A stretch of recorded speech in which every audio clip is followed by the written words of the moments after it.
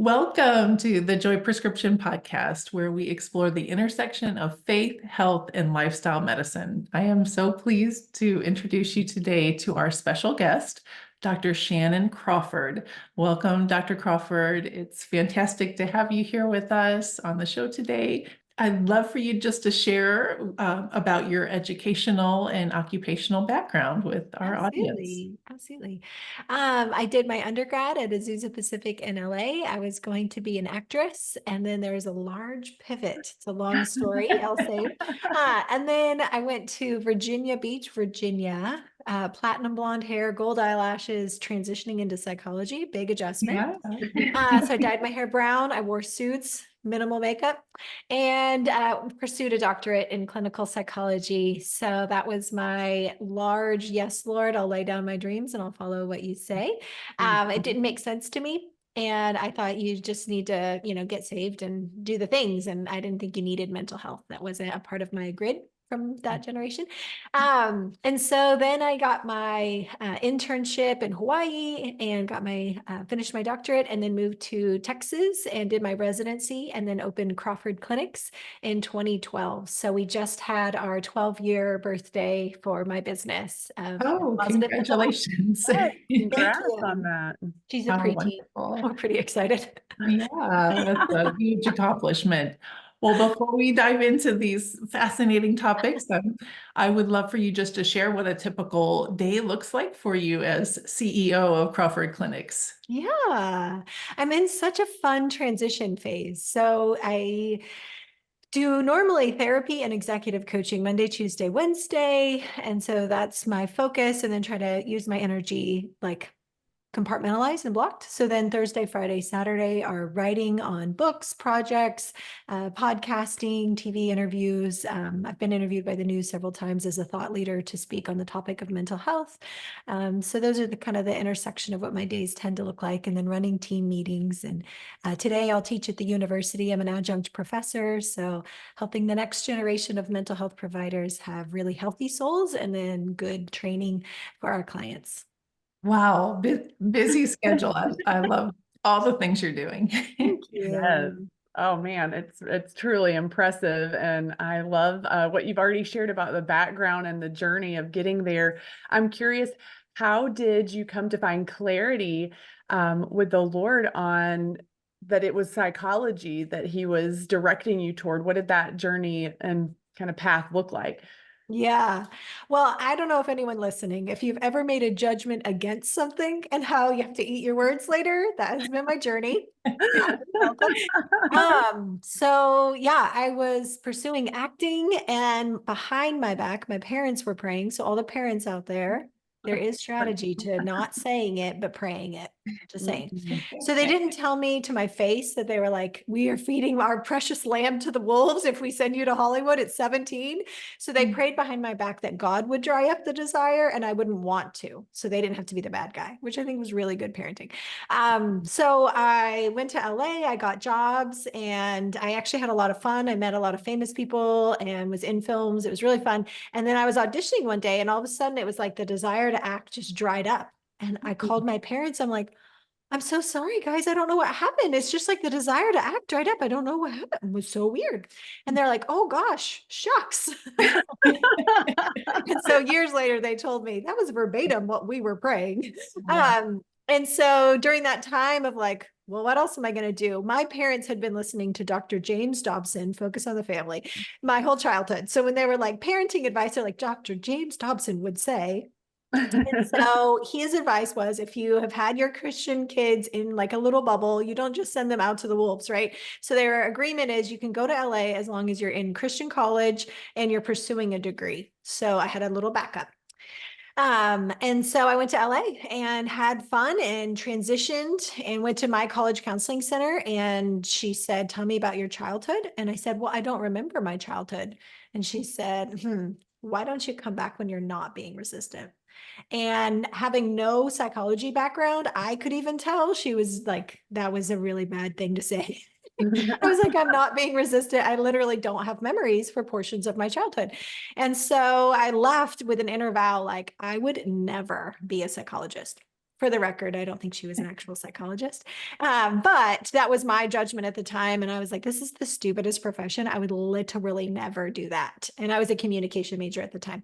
And so switched over and tried different people throughout the years because I still had just kind of issues. I always loved Jesus my whole life, but I was the girl with like depression and self-harm and eating disorders. And I loved God.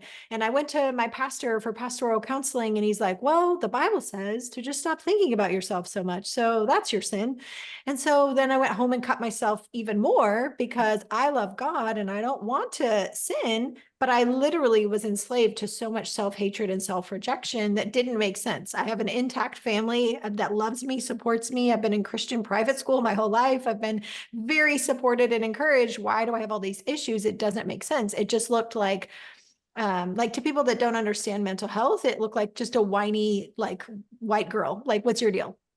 What problems have you had? And so then I tried someone else, and my mom took me to this woman, and she said, well, let's pray and ask the Holy Spirit if there's a reason you don't remember. And it was the first person that had actually acknowledged and recognized that there's chunks of my memory that were missing. So anyone that's listening, if you have portions of your memory that's missing, that doesn't mean you necessarily have trauma, but it doesn't mean you don't have trauma. It's worth a conversation.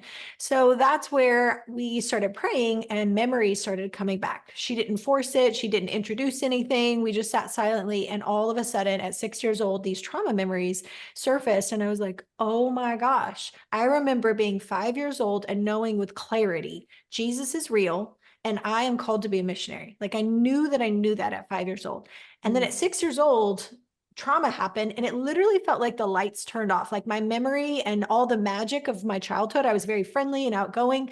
And then this like depression thing settled over me, and I loved God the entire time.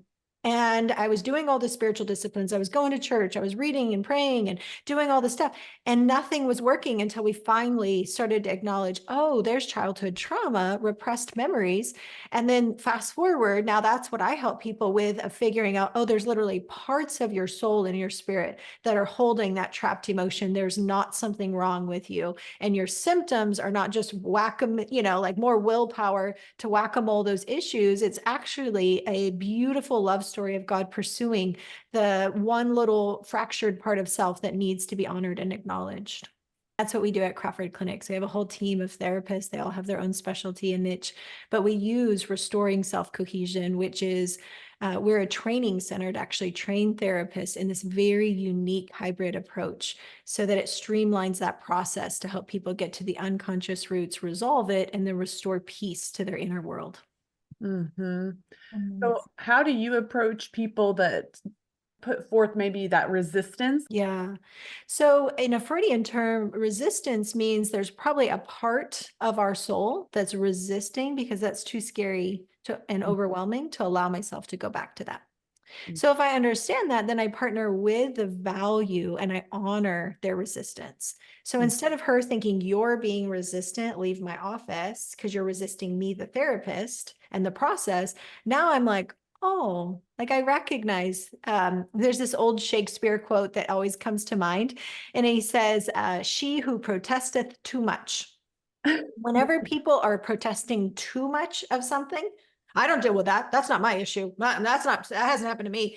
And I'm like, that's interesting that there's so much energy to resist against something versus really just creating space to be curious of, hey, I wonder if, right? Like if there's not something there, usually there's not a lot of energy to defend or protect that it's not there. It's more like, I don't know. We can explore it. Let's see. Versus, no, that didn't happen to me. That's not a problem. That's not an issue. I don't have memories. That, a very walled off. And so I picture it like a wall to a wall. If I bow up and I'm trying to assert, well, something might have happened, which is totally unethical, and please never do that. People have to come to their own, process of allowing a repressed memory if there is one even there, because we don't want to introduce that concept if it's not there. But for people that it is there, me coming like a wall against a wall, defenses bow up more. But if I become water and I'm soft and I'm kind and I'm curious and I provide psychoeducation, and the person themselves, which I know I'm actually talking to parts of their soul that are defenders, that's their whole role, is to make sure the inner world is safe. then I can partner with them and I can say, hey, I really value and appreciate how these protection mechanisms have kept you safe, how this has been a process and you felt really alone and unsupported for a lot of years trying to keep it all together. And for instance, anxiety and especially panic attacks often, not always, but often are actually your defense mechanisms are so overwhelmed and flooded that trapped emotion is trying to surface. Something from latent or unprocessed energy is trying to surface. And the defense mechanisms are going, no, no, no, no, no, no, we can't acknowledge that. There's too much pain there. And so I think, not always, but often, anxiety is often a signal. Hey, protectors, I bet you're overwhelmed. I bet you feel unsupported right now. And Mm. now I'm talking to the person. I'm not talking like in a weird way, like, hey, defense mechanism, right? But I'm talking to the person knowing that I'm actually talking to a specific part of their soul that's really tired and overwhelmed and doing its absolute best to keep that person safe. And when that inner world calms and that content can finally surface, it's kind of like getting infection out of your physical body. Now the body isn't having to fight and quarantine and contain something. It can now be metabolized and released out of the system. And when that happens, now the inner world can rest again, and then we can process and clean out that metaphorical infection or trauma. Wow. It sounds like you're talking about internal family systems. Is that part of your therapeutic approach? You know what's ironic? So I would say yes. I'm actually psychodynamic. And so the concepts of internal family system are pretty much built on top of that. So I knew about all these concepts before I ever heard of internal family systems. So from psychoanalysis, which also I judged because I was like, you can't be a Christian and psychoanalytic. And my hubris, the Lord had to like, hey, keep the meat, throw out the bones. Like there's actually a lot of value here. So redeeming a whole field of people that were Jewish and really brilliant and the smartest people of their day that actually got us out of the dark ages of keeping people in like, drowning them or putting them in rooms far away, but actually talk therapy. That was started with psychoanalysis. So I think internal family systems is beautiful at making it more culturally available. The concepts are built on psychoanalysis. And so restoring self cohesion is my hybrid. And so it's taken about 20 years of studying psychology, all the different fields, quantum physics, peak performance, and the spiritual disciplines for spiritual formation and putting that together. So absolutely, I would say IFS is under that, but we're doing it with the goal of now inviting your spirit man or your true self to lead and the discernment of some of the members inside are real you and some are not. And so we need the discernment, like I was struggling for years with low self-esteem. And so if I just use psychoanalysis or IFS, internal family systems, I would be embracing that. And so for years, I was like, okay, low self-esteem, part of me, what's going on? How are you feeling? Blah, blah, blah.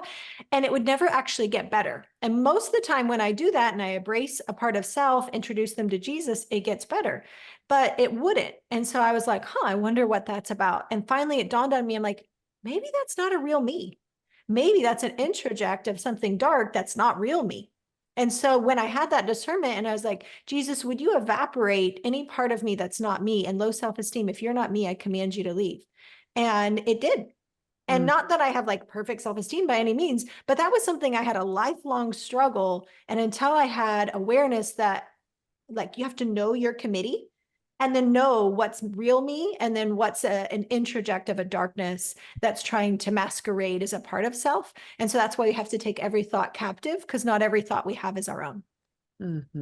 I love that you're bringing it into a Christian lens. I've struggled with that myself with, talking to various counselors and coaches within that framework of internal family systems. And there's a phrase that people say, there are no bad parts. And I think, well, sometimes I do think there might be parts that maybe not parts of yourself, but like you said, parts that aren't actually you, that are part of the enemy attacking us. Yeah, so I would agree with both sides. I absolutely agree. There's no bad parts of the true self. So the way that that's helpful in therapy is when a client says, I hate my porn, I hate the addiction, I hate the anger, I hate that I do this. So the goal of that is to say the part of you, inherent true you, is not your behavior. So I can still love personhood, even as we're extracting the reason that we picked up that false coping mechanism, that defense, that false comforter, that thing that we've turned to all these years. I see you, I see why you're here, and I value you. I'm going to bring you back into relationship. And in relationship now, we can mature and we can develop past needing those coping mechanisms. So I love the statement, no bad parts. On the other side, we know that there's a whole reality in the metaphysical realm of light and dark, good and bad. And so we need to learn how to hold these two realities, the discipline of the spiritual formation side and the clinical psychology. Those need to learn how to interface because our human reality interfaces every day. And we don't just live in our psychology and we don't just live in our spirituality. We have to learn, hey, what is my spirituality? What's an attack? And then what's just a me that's struggling and wounded and really needs to be ministered to. I love this quote by Jack Hayford. He says, you can't counsel a demon and you can't cast out the soul. So you really have to know with high discernment, what am I dealing with? Because there's lots of my clients that they're like, oh my gosh, I'm supposed to leave my spouse. I don't love them anymore. I just found that out. I do actually love them. No, but I don't love them. And they're like tormented and ping-ponging in their brain. And I'm like, not every thought you have is your own. Let's do an internal board meeting and let's actually discern and find out what part is you and then what part is actually an attack against your marriage. And when we resolve that, then it's like, no, I do love my spouse. Why did I even entertain that? Because if we don't have discernment, we don't know how to take our thoughts captive and then figure out the course that we're choosing to do versus allowing that overlay to lead us impulsively into reckless decisions. So good. So well said. Dr. Crawford, I know you have extensive experience working with high achieving individuals, particularly in leadership positions. And I'm sure the topic of imposter syndrome often arises during your coaching and counseling.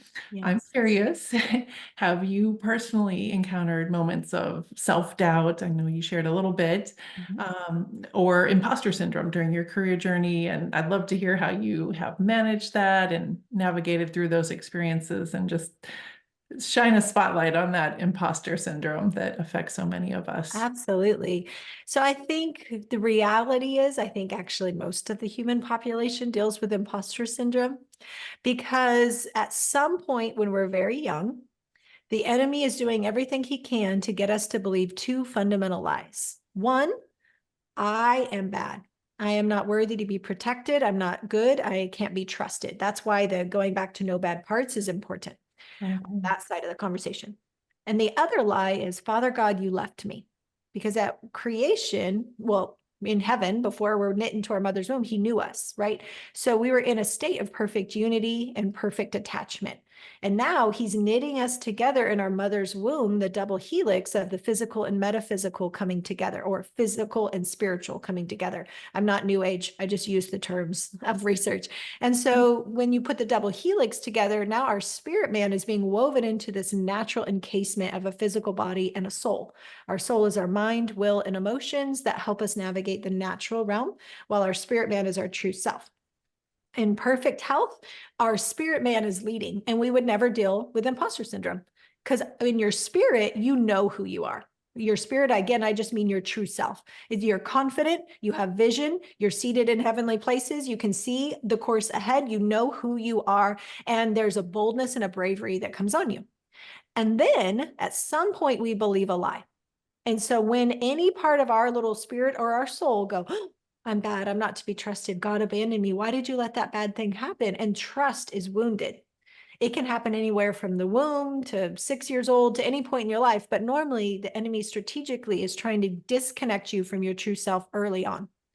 So in pop psychology, we're trying to fix imposter syndrome as if it's like a 5-step point, instead of realizing, oh no, it's this actually very large canvas of how our inner world went into misalignment. So like the vertebrae of your spine, they're supposed to be in right alignment in order for the spinal cord to communicate from the brain to the peripheral and get you to tingle your fingers or move your fingers or whatever, right? When there's a misalignment, just like a pinched nerve or a bulging disc, now there's a misalignment and the signal is disrupted. When that happens and my soul goes, oh, I have to now fake it. I now have to perform. I have to please. You left me, so there must be something about me, or people could leave me again. What else could happen? I better be perfect. I better work really, really hard. That's why, again, when I work with clients and they've done all the mindset work and the basic counseling and coaching, and it doesn't go away, it's like, yeah, I get momentum. I feel confident. I'm in the boardroom. And then all of a sudden they're like, oh gosh, I kind of feel like a kid, or I just want to go move to Jamaica. I don't want to do this anymore. I want to fire myself. Like all of these realities are the moments that we go in and out of alignment. And so we can be in right alignment where you're confident, you know who you are, you're the leader of the leaders. And I've been there. And then I'll have moments that my soul steps in front. The frustrating thing is there's no body scan to know if am I leading from my soul or my spirit, because it's still me, right? Kind of like when a couple gets in a major fight and they're like, last week you said this. No, I didn't. Yes, you did.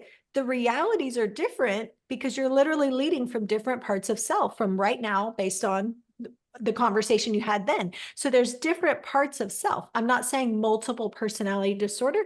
I'm saying Genesis 1:26, that God said, let us make man in our image. Emphasis on our. Just like our physical body has lots of different systems and organs separate and yet creating one.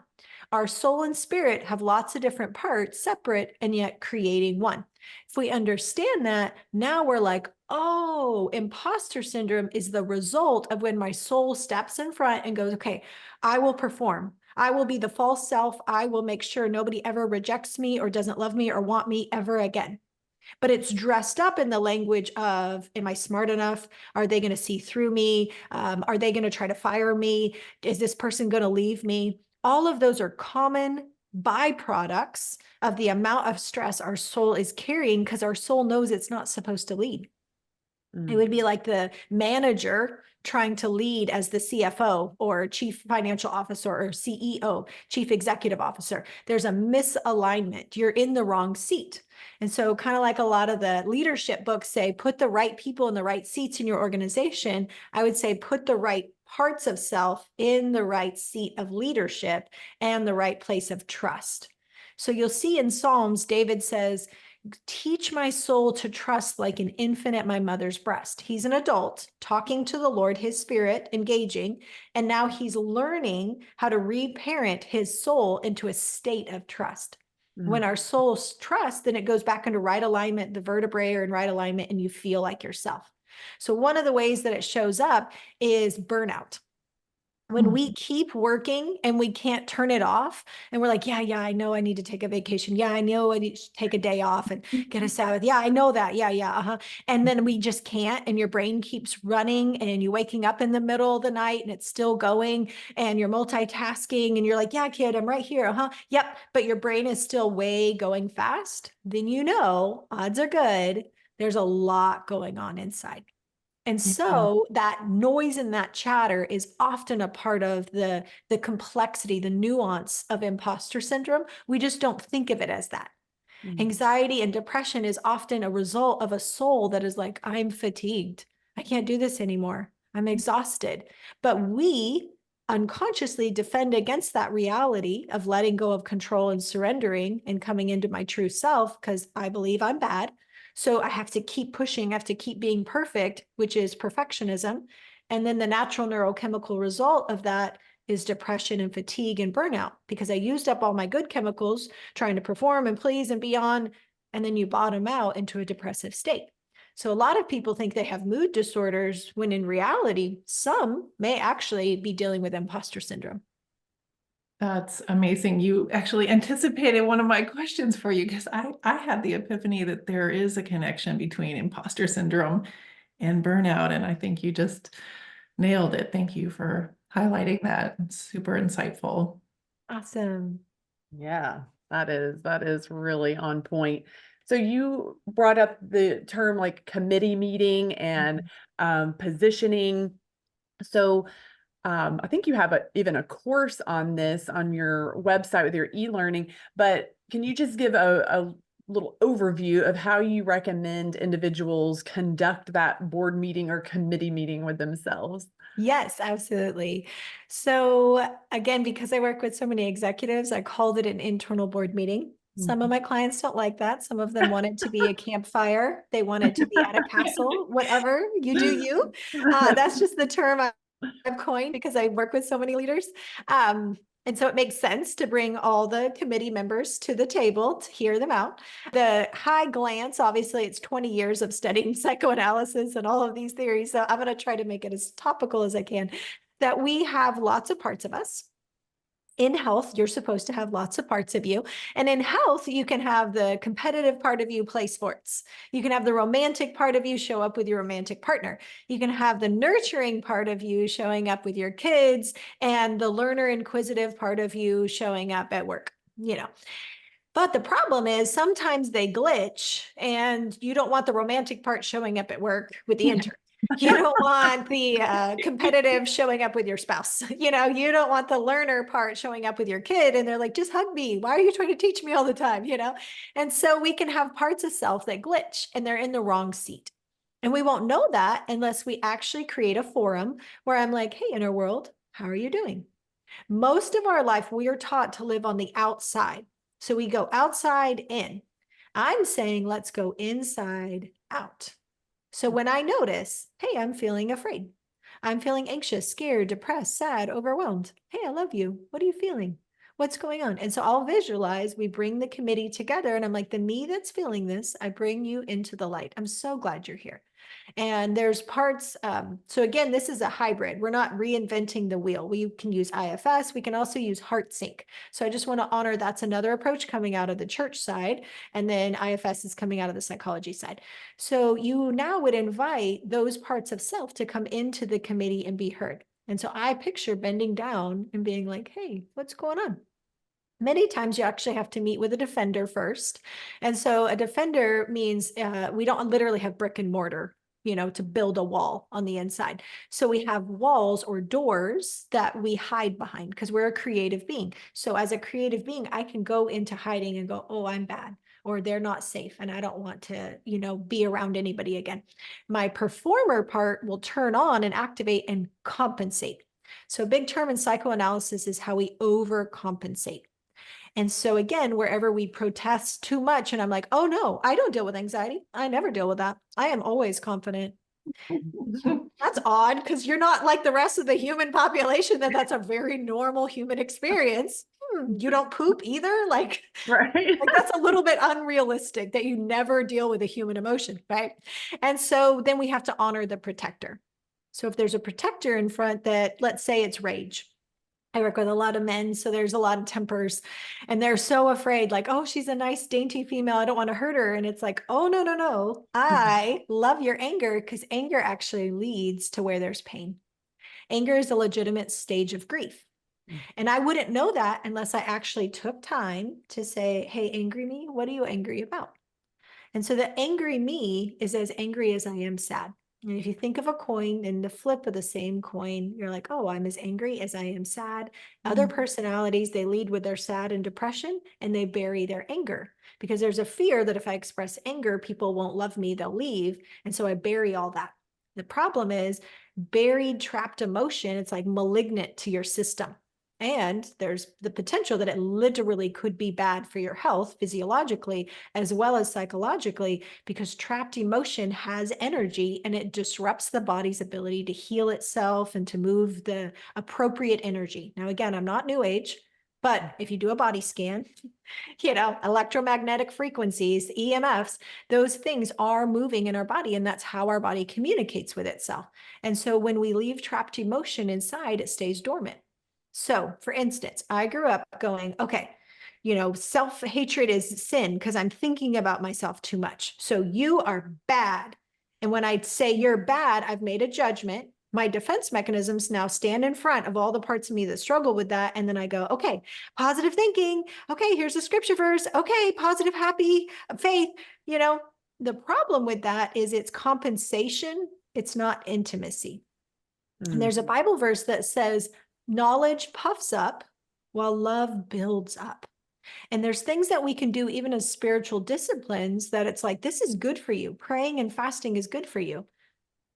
But is it out of a motivation to please and perform for God? Or is it out of a motivation of trust and sincere love and relationship and knowing I'm not doing this for God, I'm doing this with God to connect in deeper intimacy? I didn't know that distinction. So I was literally the most religious, tired, burnt out Christian growing up. Nobody's asking about the hope that lies within because there was none. I was in a compensation state. But without doing an internal board meeting and knowing the motivation of my unconscious mind, I wouldn't know that. When we slow down and we rest in, we breathe in and say, hey, me, that's, if somebody's dealing with porn, I love you. What's the struggle? What's the draw? What's the attraction? I want to be present with you in this. And I'd like to introduce my friend Jesus. All this time, I've been whack-a-moling you and saying, for my own life, I'd say, don't worry, God, I won't deal with X struggle anymore. I won't have an eating disorder anymore. Don't worry, God. And then I would do it doubly worse the next time. Because the noun of agency, the verb of that is Shannan's power, Shannan's willpower. I won't do that. Every time I said that, I would do it doubly worse the next time. It wasn't until I learned how to surrender and say, God, I can't fix this eating disorder.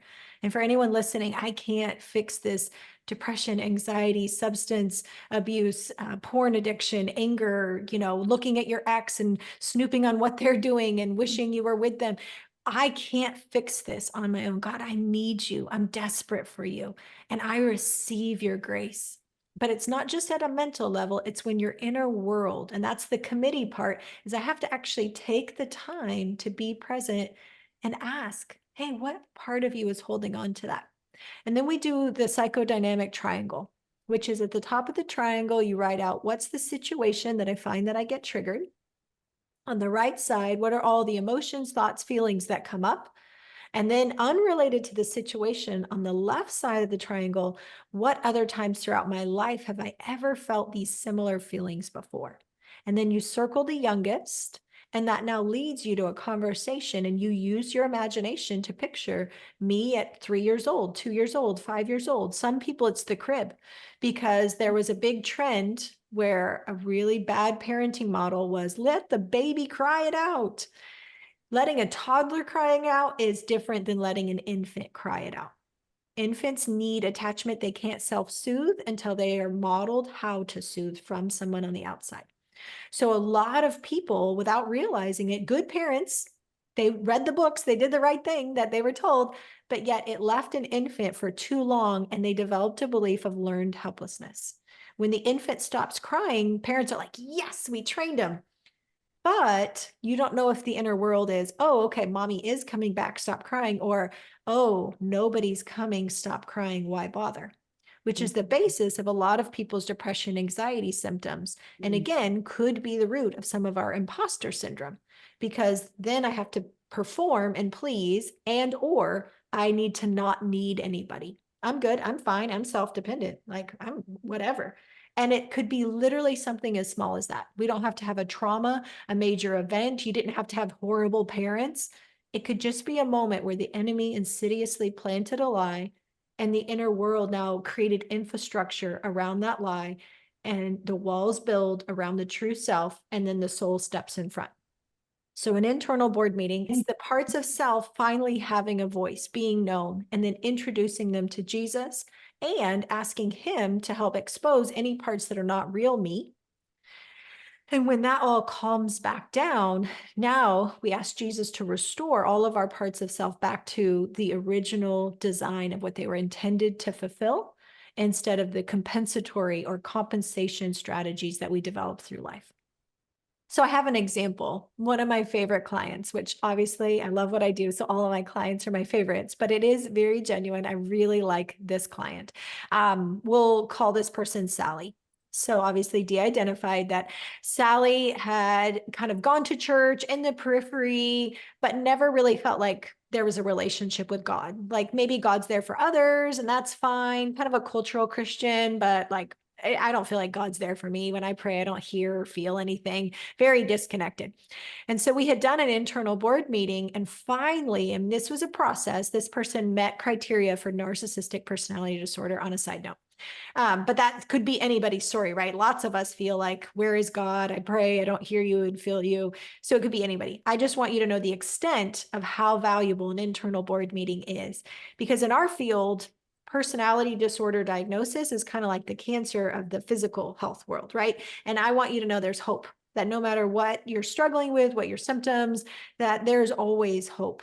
So with this client, and it had been a journey, I'm just fast forwarding for time, that when Sally saw her dad in the archaic room, so that just means unconscious room where my soul and my spirit have been standing in judgment of somebody. And now it could be also them judging them. It could be any dynamic. Just in this one, it happened to be Sally's soul was standing in judgment of a military dad. So military dad was harsh and abusive. And so Sally became super successful. I don't need anybody. I'm the top of the top, and very grandiose and empowered. And you could see that this stronghold of anger and rage, Sally had quite a temper. And so saw dad here, and we asked, can Jesus enter into this room? And so we invite Jesus into this archaic room, which in the metaphysical realm, I think is actually kind of in a different realm or dimension. I don't know all the things, but I think Einstein was onto something with quantum physics. And so Jesus enters into this room. And now I'm not saying theologically right or wrong. I'm just saying it was awesome to watch the transformation that came from it. So Jesus came and took dad and put him against the wall with his forearm and held dad up against his throat. And so when Sally and the angry part of Sally, right? So Sally at a conscious level had already forgiven dad. They go golfing. They are in relationship today. This is an archaic, which means very repressed, very buried, because if you know what it's like to have a very dominant parent and you're always trying to prove and compensate, you still want their approval, even though you don't want their approval, right? There's parts of self that are on totally different pages. So for little kid part, now Jesus coming in and saying, hey, I'm bigger than your bully. I'm stronger and I can protect you from even the biggest, scariest person in your life, Sally. And so when Sally could feel that and experience that, it was like, and for the first time, Sally broke down in tears. And this is somebody who does not cry. You grew up with a military dad, you do not cry. And so they finally cried, which we call catharsis. It means old trapped emotion, trapped energy in the physical body is finally released out of the system. And now that part of self said, okay, that's a God I can serve.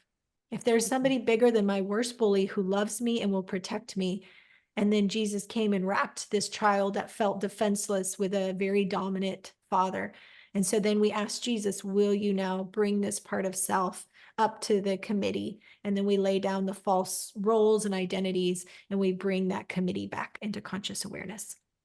So Dr. Crawford, you are an influence in many different areas, from your adjunct professorship. Is that a word? Professorship? I think so. It is now. It is today. That's right.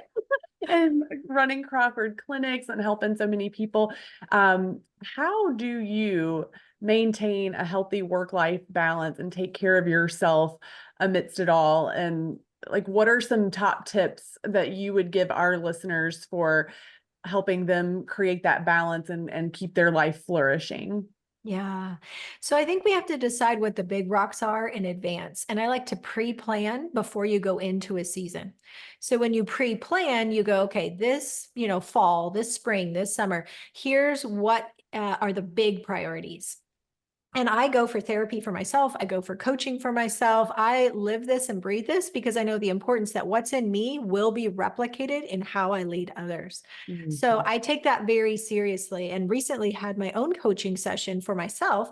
And my two coaches were doing whiteboarding, and they said, okay, for this year, what are the 2 goals you want to get out of the end of this year? And so immediately emotion and thoughts came to mind, write those down. And then we whiteboarded, what are all the things you're responsible for? And it was like, oh, none of what I'm doing right now are actually tied to my long-term goals. So by pre-planning my season, I'm like, oh, okay, I need to delegate here. I need to prune here. And I may even need to uproot things that were good in a past season, but aren't going with me in this next season. So planning ahead, then you can put the big rocks in.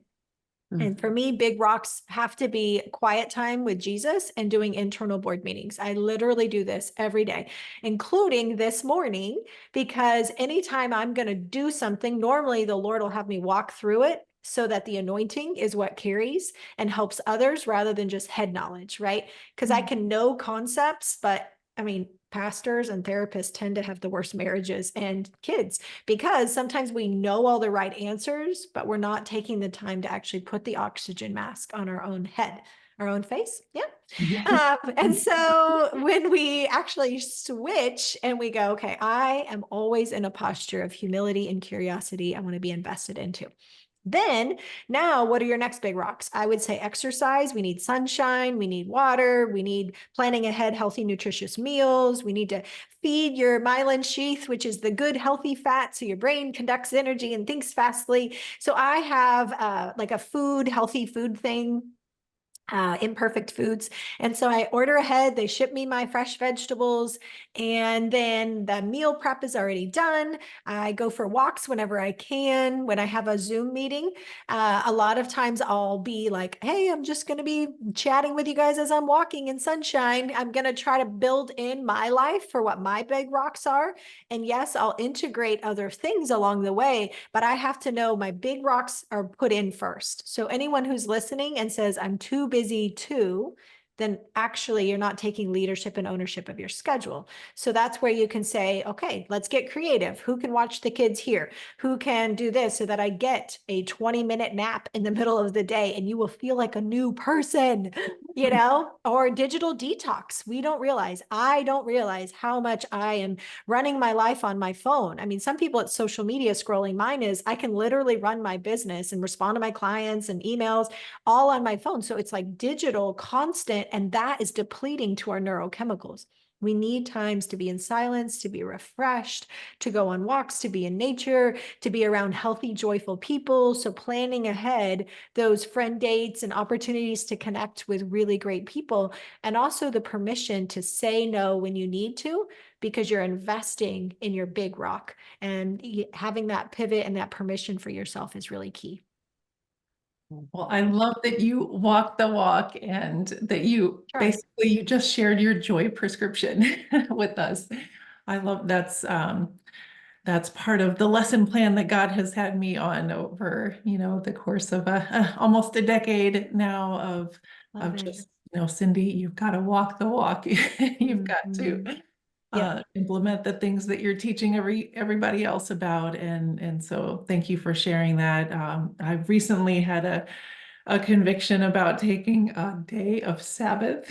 Yes. Oh, that is one of my big every rocks. week, and hiking up a mountain and just, putting my earphones in and singing praise and worship music. So thank you for sharing your joy prescription. And it's just been a real honor to have you here, Dr. Crawford. Thank you so much for sharing your time, your expertise, your insights. I could just listen all day, and love for you to share. I know you have a ton of educational resources and ways people can connect with you. So just share with our listeners how they can learn more about your work and go deeper. Absolutely. Absolutely.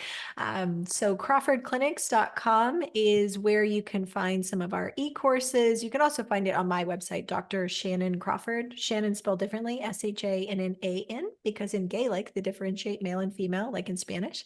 So it's shannncrawford.com.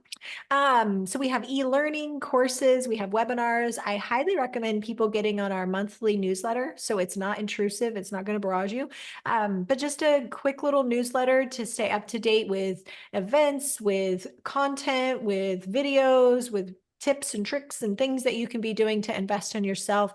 And then we have our podcast, Unlock You like university, which is play on words because being adjunct professor, Unlock You with Dr. Shannan Crawford. And it's on YouTube as well as on all the other platforms. We're on Instagram, TikTok, everywhere. Yeah. So it's just so fun. And then speaking and writing. So if you need someone to speak or invest into a group, that's something I'm really passionate about.